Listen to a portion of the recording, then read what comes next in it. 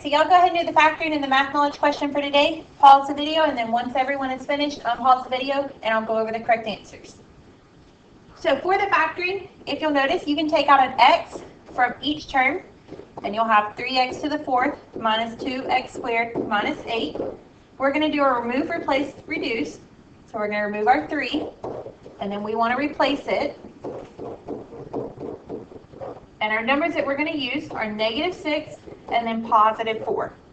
And so if you reduce that first factor, you're going to have x squared minus 2 and then 3x squared plus 4. And so this whole thing would be your answer for your factoring. For the math knowledge question, we're going to start by drawing a triangle. We're going to have our A, our B, and our C. They told us A was 47, B is 76. This side length of BC is 18, and we're looking for this side length.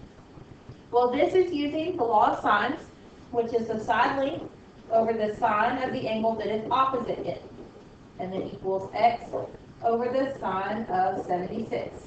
And so if we solve for x, we really just need to multiply by sine of 76. So x will equal 18 sine of 76 over the sine of 47, which is D for your math knowledge question. Okay, so now we're going to look at the lesson for today, lesson 88. We're dealing with separable differential equations. So hopefully after this lesson, you'll understand how to deal with separable differential equations. So it is possible to use the rules of algebra to put all terms that involve your x on one side of your equal sign, and then all of the terms that involve your y on the other side of the equal sign. Then your differential equation is actually called a separable differential equation, because you can separate your x's from your y's. So if you can move all of your x's to one side and all of your y's to the other, then you've got a separable differential equation. So we want to solve the following differential equation. So what we're going to do, we're going to take our equation dy over dx equals 4 cosine of x, and we're going to multiply both sides by dx. And so I have dy equals 4 cosine of x dx. Now that we have our x's on one side and our y's on the other, we're going to actually integrate each side. The integration of dy is just going to be y. The integration of 4 cosine of x is just going to be 4 sine of x. Now, I do have to have a plus c, and so I'm just going to put one of them on the right side. They don't cancel out because they are different numbers. So don't put a plus c on one side and a plus c on the other side and then make them disappear. You still have to have a plus c in your final answer. And so y equals 4 sine x plus c would be your answer to the differential equation that they gave us. Looking at the next example. The rate at which a certain bacteria colony is growing is given as time proportional to the number of bacteria present at that time. At time t, where there were 1,000 bacteria, and then at time 1, there were 1,005 bacteria. We want to write an equation that describes the number of bacteria present as a function of size, and then determine the size of the bacteria at time equals 4. So they told us that it is given, or it is growing proportional to the number of bacteria present at that time. And so if we let the number of bacteria be n of t,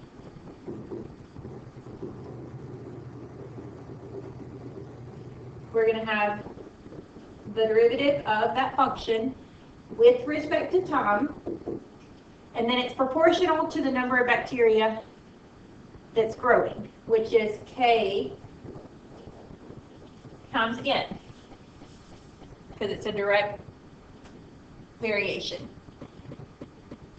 And so now we're going to integrate that.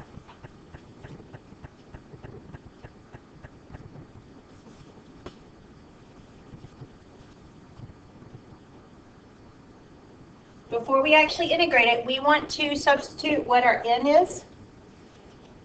And so this is bacterial growth, which is given as A e to the KT. That is your N of T. You've dealt with that since at least pre-cal. They tell us when time is 0, we had 1,000 bacteria.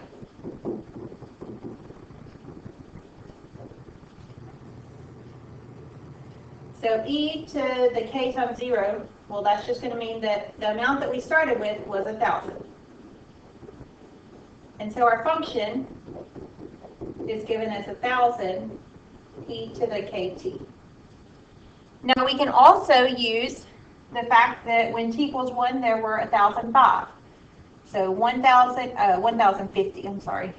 1,050 equals 1,000 E to the K times 1. And so then you can solve for your K there. Divide by 1,000, you get 1.05, and then E to the K. If you take the ln of both sides, you have the ln of 1.05 equals K. And so you could plug that into your calculator if you want to figure out what that is as a number. But what that means in this function here, that's our K value. So the derivative is actually ln of 1.05 times N.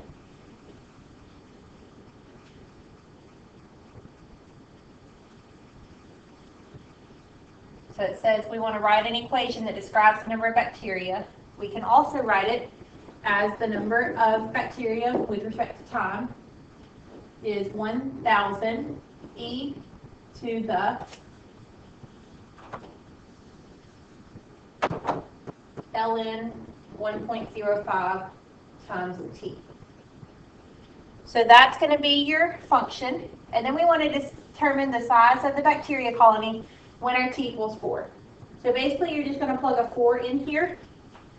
So N of 4 is going to be 1,000 E to the ln of 1.05 times 4. And if you plug that into your calculator,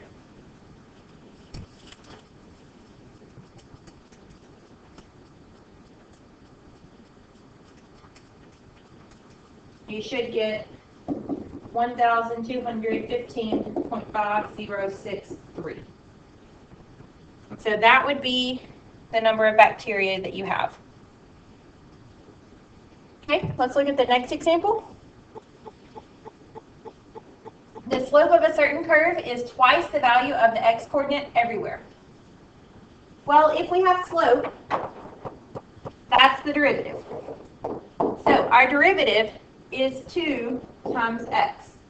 But I don't want to write it as y prime. I want to write it as dy over dx. Because I want to be able to put all my x's on one side and all my y's on the other. So I can actually say dy equals 2x dx. So now we're going to integrate both sides. So integration of this will be y. Integration of this side would be x squared. And don't forget, you need to put a plus c. And then it says to find the equation of the curve that passes through the point 1, 2. So we have our function, and so now we're going to plug in a 1 for our x and a 2 for our y. And so our c value is going to be a 1. So our function is y equals x squared plus 1. And so that would be the equation that always has a slope that's twice the x coordinate, and it goes to the point 1, 0. Looking at the next example, it wants us to find the general solution to the differential equation. When it says general solution, that means that your answer is going to have the c in it. The last example that we found was a particular solution because we actually figured out what the c value was. If you figure out what the c value is, then you have found a particular solution. But if you're not given enough information to find the c, then you're just finding the general solution. So the first thing that you're going to do here is to move, I'm going to move my x's to the right side. So I'm going to have negative x dx. And if I integrate both sides, I'm going to have 1/2 y squared and negative 1/2 x squared. And then equals c. At this point, you could technically leave it like that, but they like to rewrite these. So we're going to move our x term back over to the right side, to the left side, to have 1/2 x squared plus 1/2 y squared equals c. If I multiply everything by 2, I'm going to have x squared plus y squared equals c. Well, c is still just a constant, so 2c is the same thing as c. You don't really have to multiply your constant by 2. You just leave it as c. And so that's basically the equation of a circle. And so we have our general equation right there. X squared plus y squared equals c. Okay, so that's how you would find a general solution. You don't actually find a c value. You leave c in your final answer. Looking at another example. We have the differential equation, and we want to find the particular solution. So we actually do have to solve for the c this time.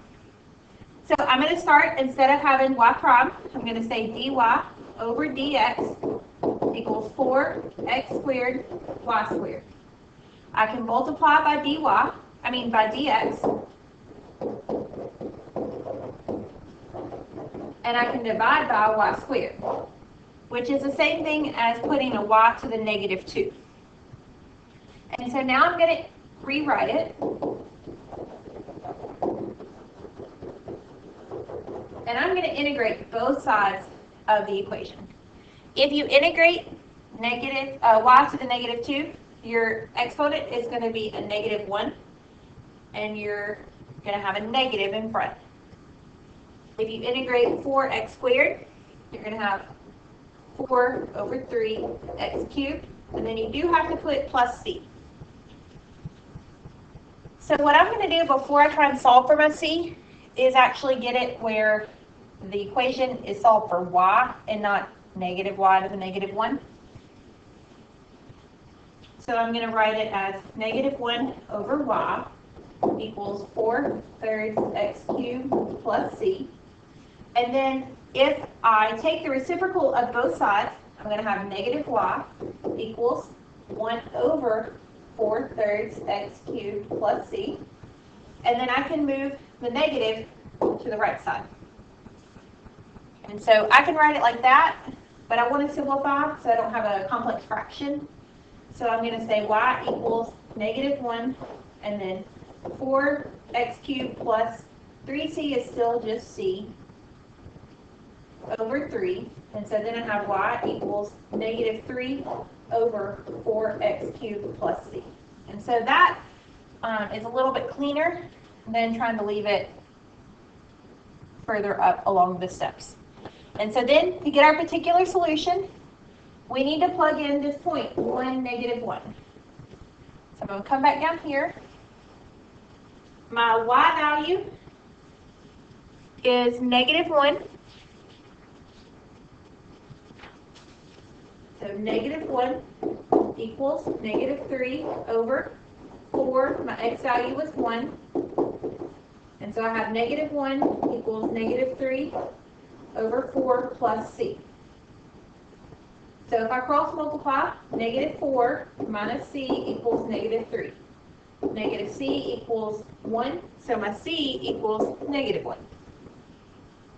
And so now I can plug that in to my equation. negative 3 over 4x cubed minus 1. So this is the particular solution.